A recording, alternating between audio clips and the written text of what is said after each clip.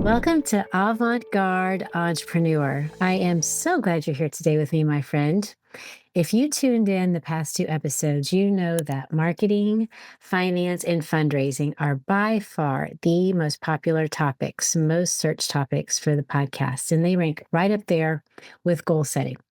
And I love covering these topics in the first part of the year and bringing in really these experts that are just in the top of their field to give you the top trends that are happening, but also to share their evergreen strategies, those things that are just really never going out of style. While the principles might remain the same, especially with the evergreen content, because we're all evolving, when we listen to something, whether it's you're listening to it when it airs or you're listening to it next year or later in the year, it's something that you can listen to over and over again because your ears are going to be tuned to different things as you evolve. So you might hear our incredible guest Scott today say something and it doesn't really register, but you listen to it 6 months from now and you're like, oh, wow, yeah, I really get that. And I really need that for right now. All of these episodes, they are all designed really to make sure that your business is personally sustainable for you, but also impactful for your beneficiaries and for the people that you serve. And one way to do this is to grow your business by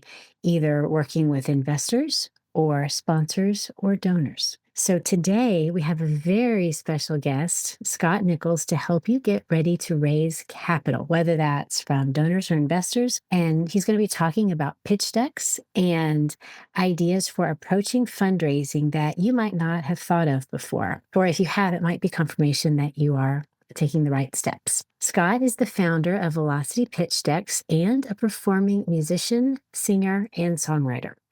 He knows a thing or two about selling to customers, both from the stage and from working behind his computer and working directly with companies. After 7 years of helping over 800 clients earn over $150 million in compensation and funding, Scott has leveraged his experience and connections to build Velocity Pitch Decks. Velocity's mission is to strategically guide tech's global startup founders to get funded faster through the creation of compelling investor pitch decks. Before launching Velocity, Scott's drive, skill set, and focus was really on getting clients results, and this led to him becoming an industry-recognized, award-winning master resume writer, business communicator, and interview coach. So Scott has written hundreds of pieces for executives from some of the most globally recognized brands: Apple, Google, Microsoft, Tesla, Coca-Cola, Amazon, LVMH. Scott knows how to tell a client story and to get them recognized by their target audience. His strengths are in written and verbal communication have proven invaluable in guiding clients across the finish line and helping them achieve their goals. So for his resume clients, which we'll talk a little about today, it means landing the next best role faster while earning more.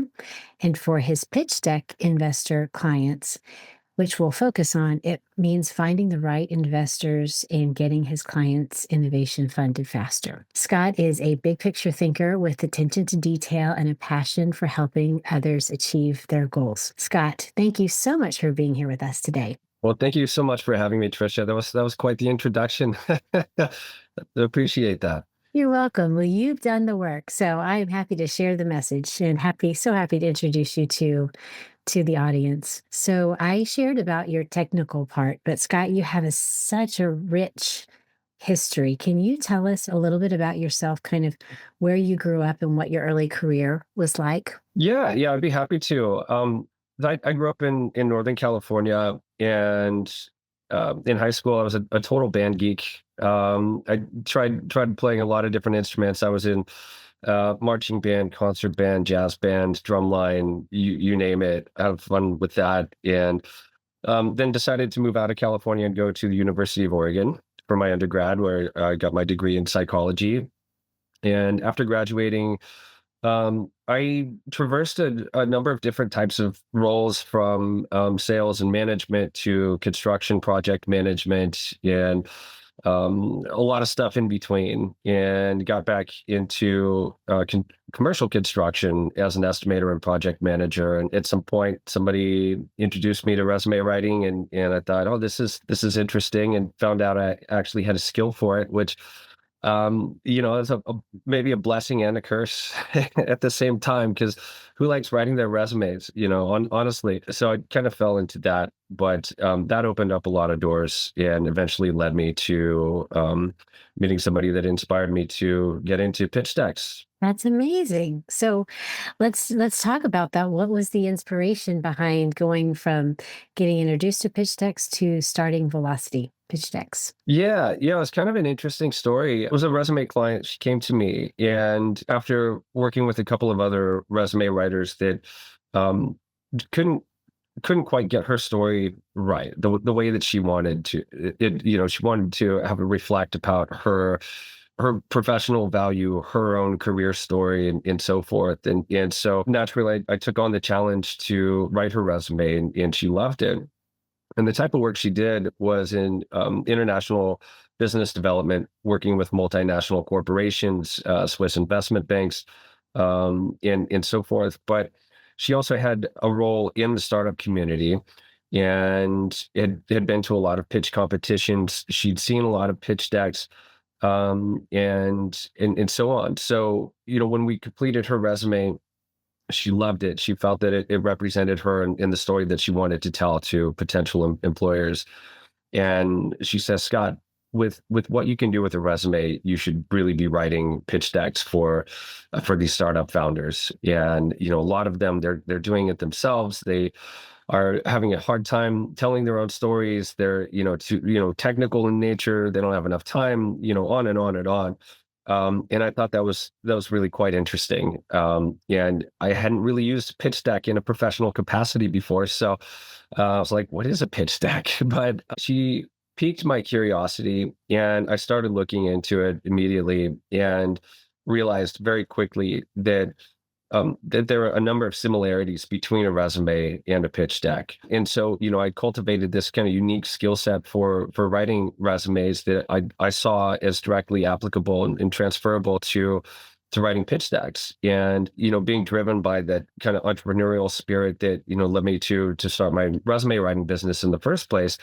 I wanted to do something new, and so I conceived and launched Velocity Pitch Decks with intent behind that name, because what a part of what we want to do is help accelerate that fundraising timeline, because it can be incredibly complicated, frustrating, and time consuming and expensive, and all of those things. So if we can have a role in that, where we can help our clients be better prepared to raise capital, or donations, or whatever the case may be, and can speed up that timeline, and help save them time and money in the throughout that process, then that's a win for us for sure. So when you are looking at it, when you're starting a pitch deck or when you're looking at pitch decks, what if someone wants to at least get started with a framework? What are the basic elements that every pitch deck should have? That's a really good question. I think there's a couple of different ways to answer this, because there's, of course,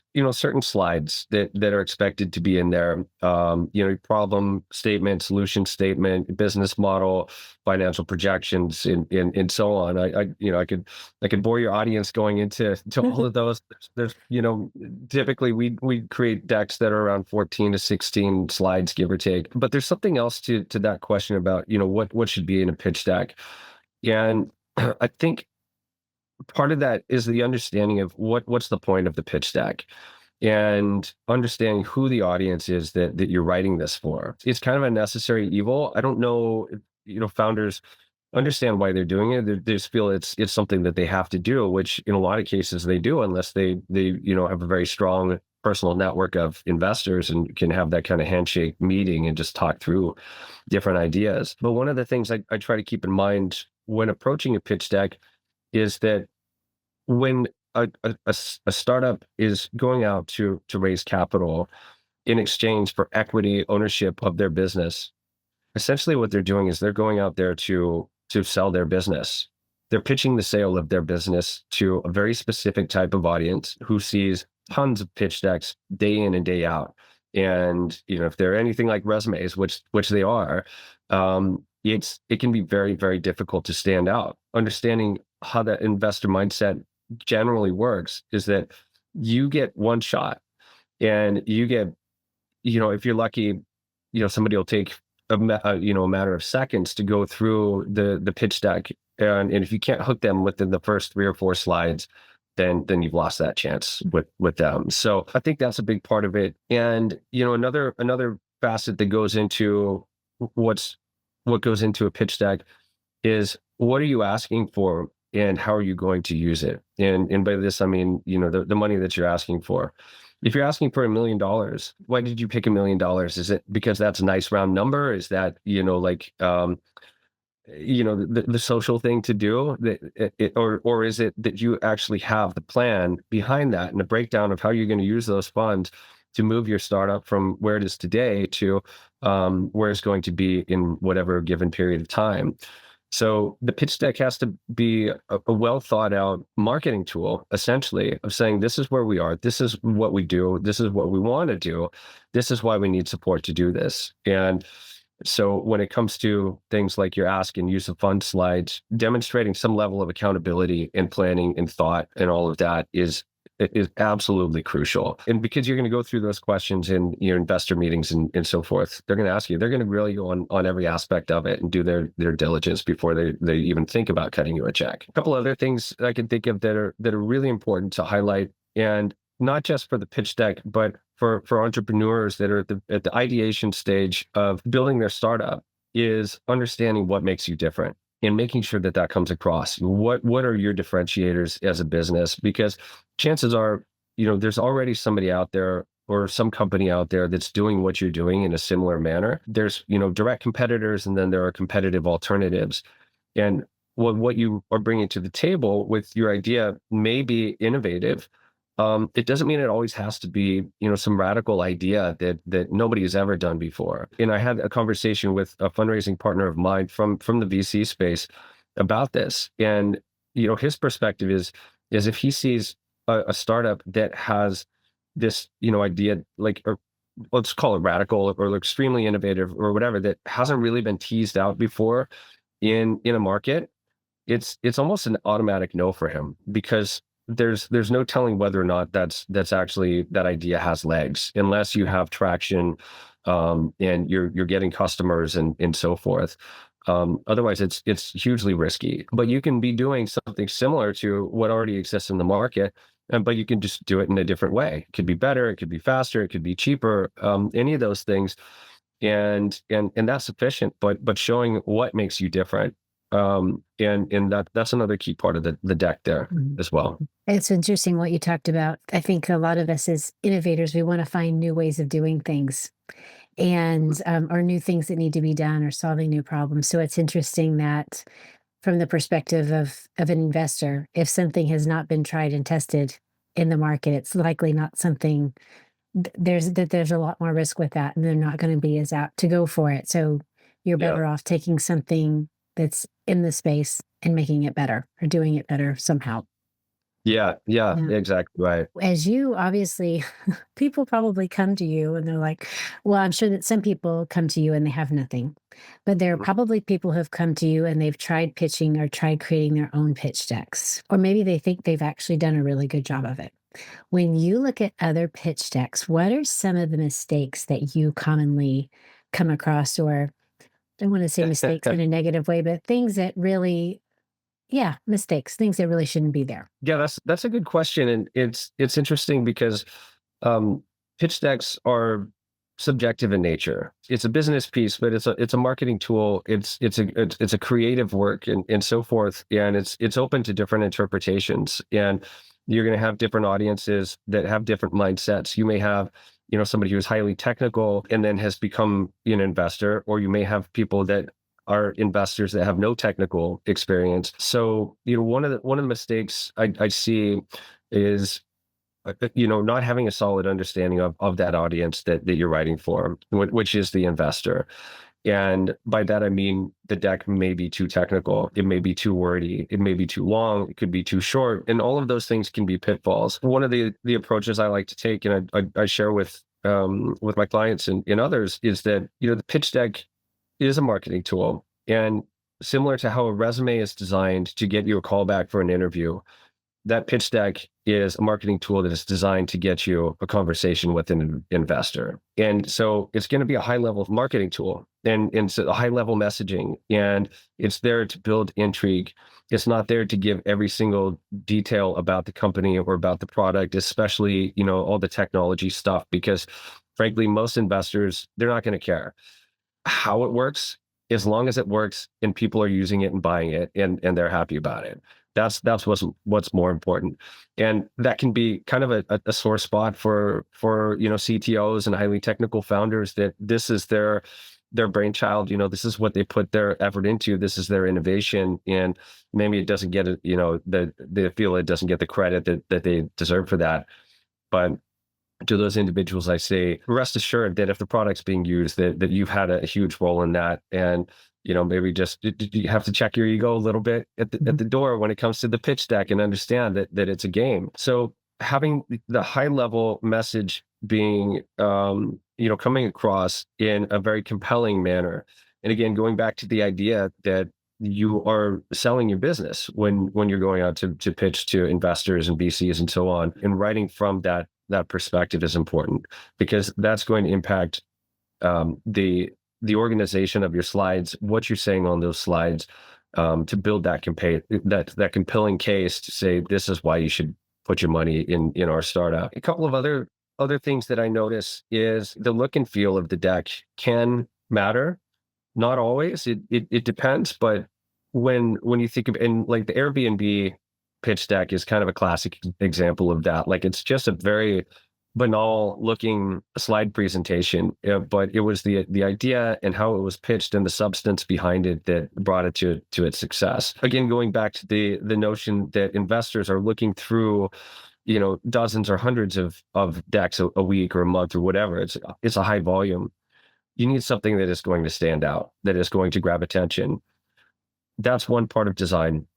The other part of is the, having this professional image associated with that brand, to say, we take ourselves seriously. We've invested in what our brand looks like, what it feels like, how that comes across in the deck. Say, this is something we have ownership of.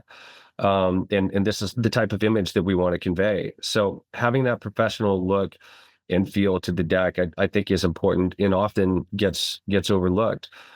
And, it's understandable for a lot of entrepreneurs, especially early stage. They're bootstrapping, they're asking friends and family for money.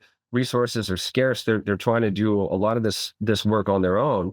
And that's admirable. Just understand, the game that you're getting into. And there are resources out there that can be of help for founders that are strapped for resources. One of the things I try to impress upon people I speak with that are preparing to fundraise or at the very, very early stages is, when you're looking at planning your business and planning your raise, you're gonna have all kinds of expenses and fees in there, and legal fees, marketing fees, sales, marketing, and all these other little things. But fundraising should be a part of that as well. And so you can plan ahead and almost take an advance, for yourself to cover whatever services that you may need to get you to that point where you can fundraise. And that may even be, getting in touch with a platform to help you get connected with investors if you don't already have them in your network. Working with a fundraiser that can help you navigate that whole journey, who have experience, have investors in their portfolio or network, and so on. But looking ahead and accounting for all of those things that you're going to need to get take into account. Yeah, so I think that's more and more common what I see. It's a long response to your question Yeah. about mistakes and so on, but it's there's a lot of compounding factors there. Yeah. I'm thinking about, as an entrepreneur, we're so close to this situation. It's kind of Mhm. like it is our baby. And I don't mean for this to come across as a yes or no answer, or a question, but how difficult is it really for entrepreneurs to tell their own story? As far as when you think about the things that need to be in place, the mistakes that you commonly see, is it common for entrepreneurs to maybe have a difficult time getting their story out in a way that's clear for investors to really understand and receive? I would say more likely than not for for first-time founders and entrepreneurs that haven't been through it before, because everything's a new learning experience. There's a huge learning curve involved with that.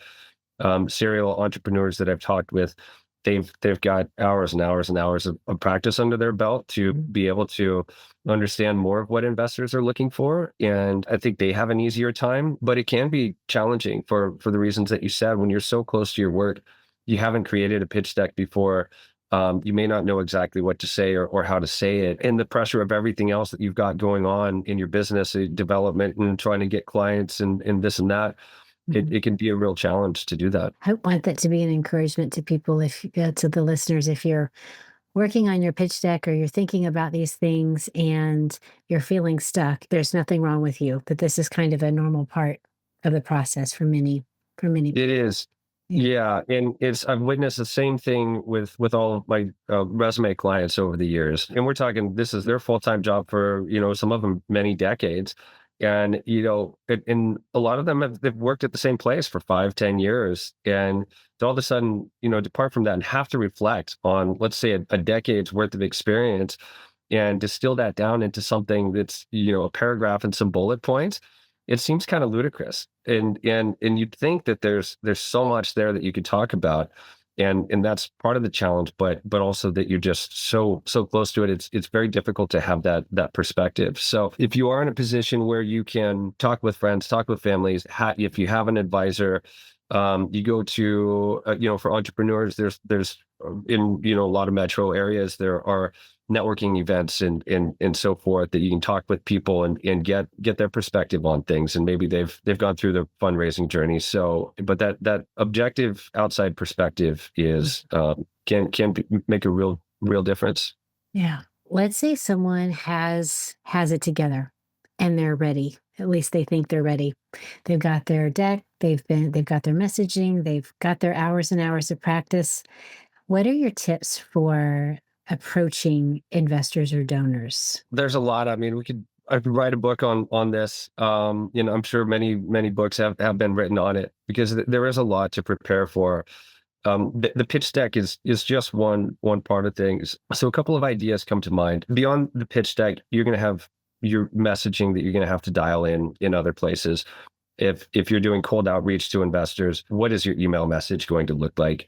Maybe you want to develop a one pager as a teaser, in lieu of sending your complete deck, because it's something short and sweet that they can look at and hopefully pique their curiosity. There is the preparation of your actual pitch that you would deliver, verbally to an investor or a group of investors, and being ready for that in multiple lengths.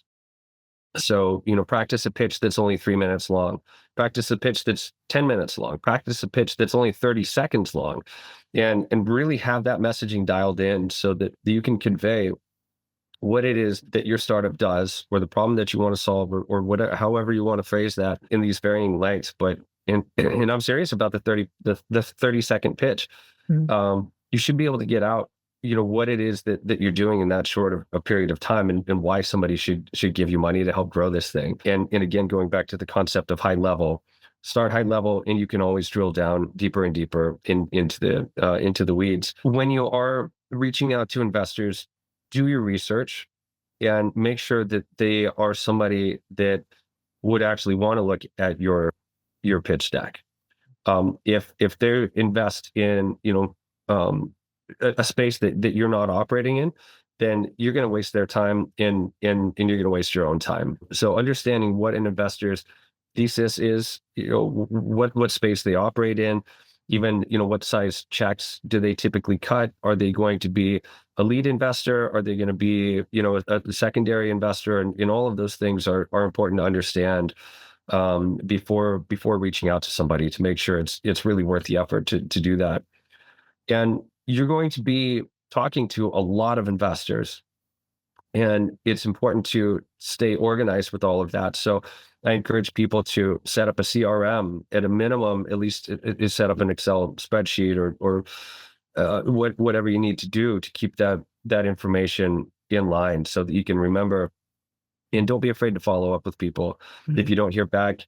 and I say the same thing to my resume clients over the years, is like, yeah, you're going to not get any kind of response. You may get a no, but always follow up. It's not going to hurt. So having a CRM, I think, is an important thing to prepare for. The other thing is making sure that your data room in your business is in order, because before they're going to cut you a check, they're going to make sure that you are a legitimate business, that what you have said and stated in your pitch deck and anything else is, verifiable. So that due diligence process, you need to be prepared for that. And the more organized you could be, the easier you're gonna make their lives, and the more likely they're gonna want to work with you and cut you a check. A couple of other things to consider is, one is that we live in this age of social media, being everywhere, and so many people are on LinkedIn. It's almost unavoidable. And LinkedIn could be a hugely powerful platform for networking and finding potential investors. But also, these social profiles, investors are going to do their research on you.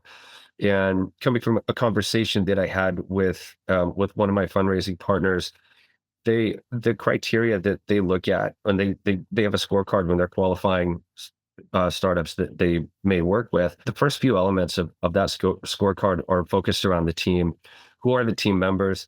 What is their experience? What is their leadership style? How can they manage, and so on and so forth. So who you are, who you work with, the things that you say, where you're involved with, in what you're doing, all of that stuff goes into an investor's evaluation. So making sure that you have your social profiles really dialed in, LinkedIn especially, but if you're on Facebook or Instagram or Twitter, then make sure you go through there and not saying anything that's going to put you out of the running for that investment. Adding on to what I was mentioning about LinkedIn as being a powerful resource for networking, is to say network like crazy, to try to get warm introductions to investors, because that is going to be a much easier route. And I say the same thing to my resume clients when I work with them. It's like, when you apply online cold, it's the hardest way to get a job opportunity, to get a call back for an interview. Hands down, it's been that way for years. It seems to me, but it's just getting worse by the day. Whereas networking is the best way to get an opportunity for a job interview if you're looking for that. But for a startup looking for an investor, that's going to be huge.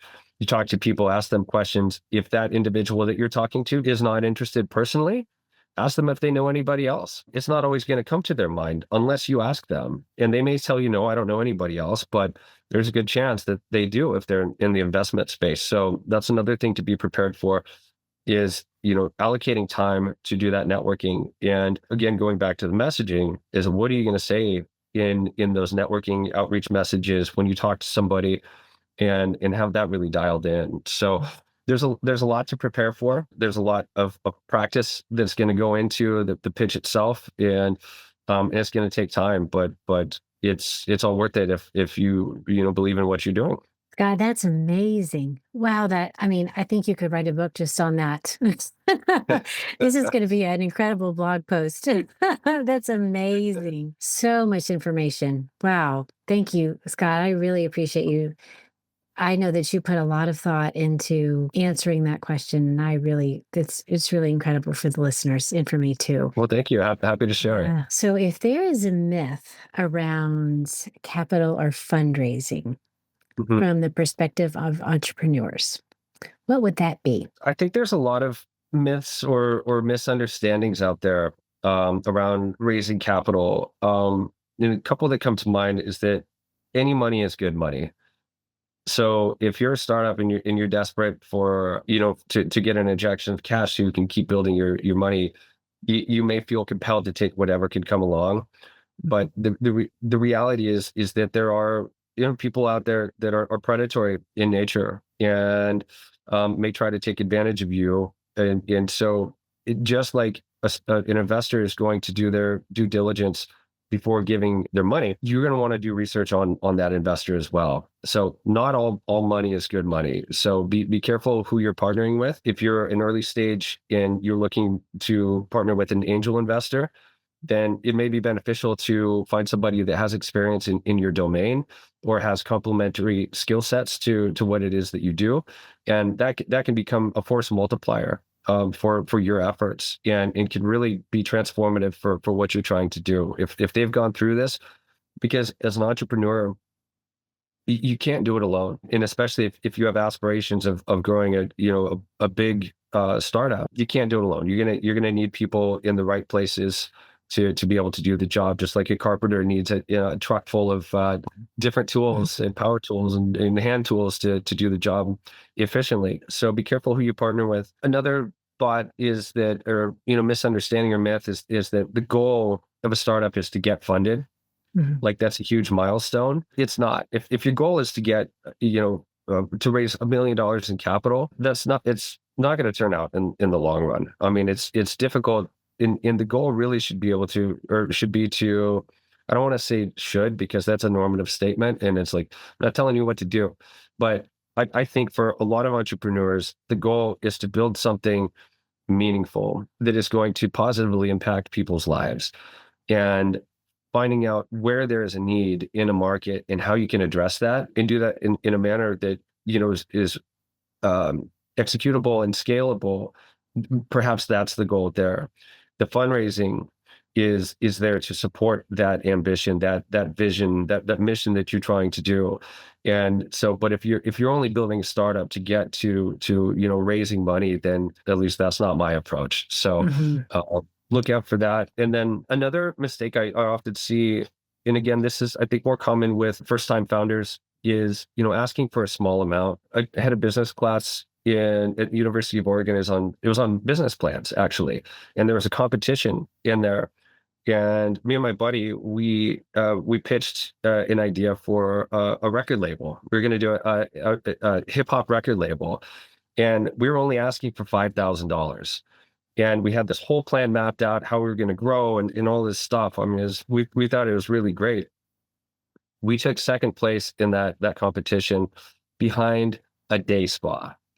Oh, There was wow. nothing innovative about this day spa whatsoever. Had a nice aesthetic, a nice brand, and all of that.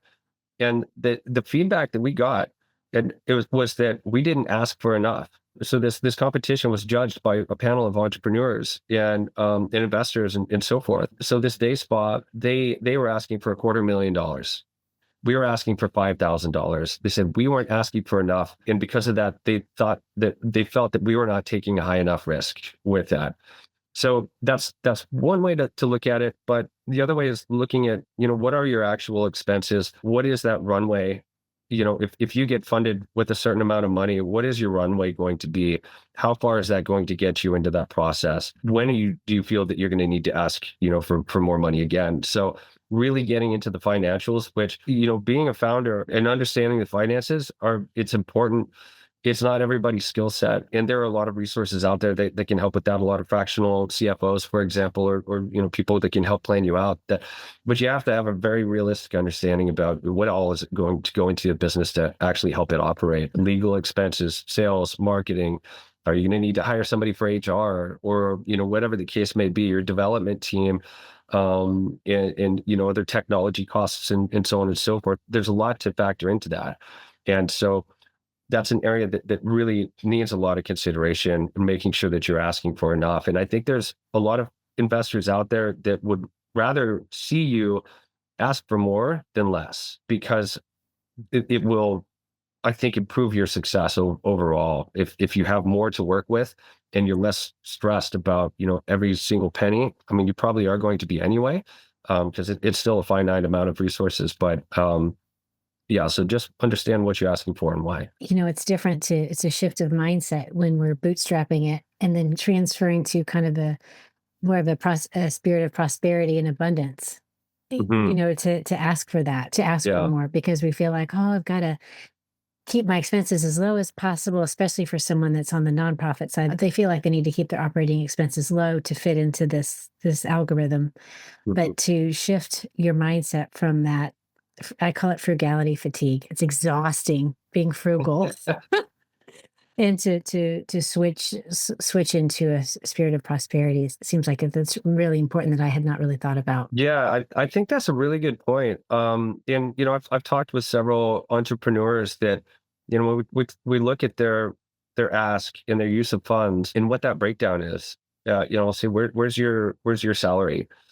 And there's a lot of people, they don't want to take it, and maybe they don't need to take it, but there are plenty of investors out there that like want to see you be able to pay your bills and have some sort of existence while you're building this thing, so that you're not having to work a full-time job and also do this on the side. They want to see you all in, and, and make sure that, well, it might be a very modest salary to begin with, that you're working for something bigger and really putting your all into it. So, and yeah, it can be very, very challenging to ask that for a lot of people, for sure. I also want to circle back to the second one you talked about the importance of not raising money just to raise money, but for having an impact. One of the things that's unique about social entrepreneurs is that they're impact focused. So the whole idea behind having a social enterprise or an impact business is to impact more people. However, when you are an entrepreneur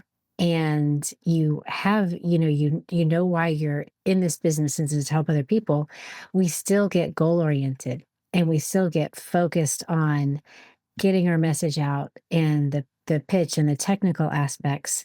And I want listeners to really hear Scott with this, that even if you already have impact as the basis of your business, you've got to be able to shift gears and focus on that and shift from the technical type A, somewhat dogmatic, not dogmatic, but the very diligent approach to sharing your heart as well for what your mission is. And that's not easy to do because you spend 6 months or a year getting ready to pitch and you're in this focused mindset. You kind of have to be.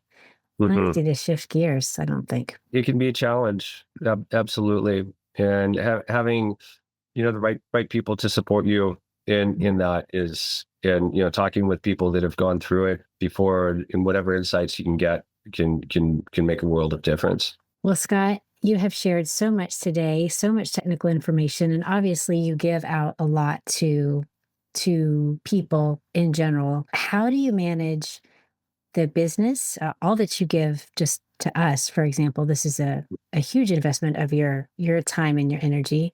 How do you manage the giving things that you do with your business, with being a dad, as well as being a performing musician? That's a good question. It requires a lot of focus, patience, discipline, and compromise. Mm. And compromising sleep, because there's a lot to do, and a lot I want to do. When you're passionate about the things that you do, it's easy to find that energy and that drive to do them. And there's days that I work nonstop. I don't even have the time to listen to a single song, and then that catches up with me, and as does the work.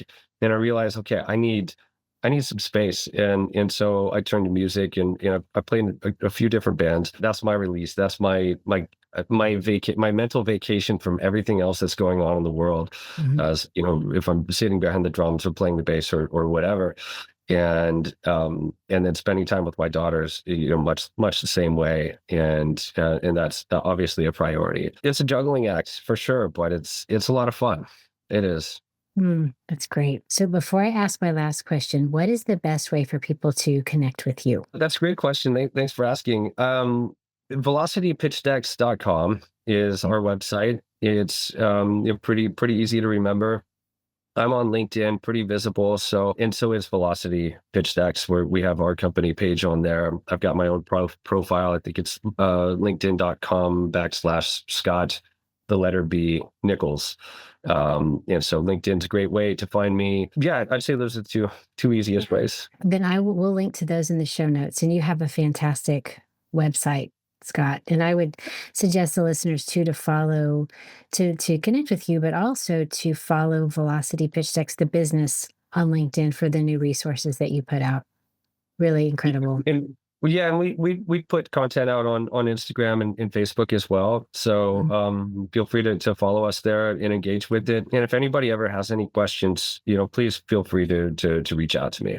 It's wonderful. And Scott means it, Yeah. listeners. He means it. There are some people that might say it, but Scott means it. So, what, Scott, is next on the horizon for Velocity Pitch Decks? What's coming up? Oh man, there's so much. There's so much I want to do. It's very exciting. I think one of the things is setting up a YouTube channel and getting resources out there for entrepreneurs at all stages, and not just about pitch decks, but about the fundraising process, because that's a real black box for a lot of people who haven't gone through it before. They don't know what to expect, and there's, as we talked about, there's a lot to prepare for. But also with that, wanting to get a spotlight on other people in the startup space, give them a voice that they may not otherwise do on their own, and share their perspective and their expertise with the community, the startup community, entrepreneurial community, and have that be a resource. What else? Continuing to grow, put out more content out there, host workshops, and get involved with accelerators is a goal of mine, and continuing to evolve our own product and processes, and make sure that we're delivering best quality at a great value and at a fast speed, because the startup world moves at a very rapid rate. So continuing to refine our processes as well. Well, Scott, you have been such an incredible giving guest. I know that I love that you publicly share your values of integrity and authenticity and compassion and kindness. And you have certainly shown all of those to us today. So this was an incredible episode, and I'm really grateful for the time that you spent preparing and sharing with us. Well, thanks so much, Tricia. It's been an absolute pleasure doing this, and thank you for the opportunity.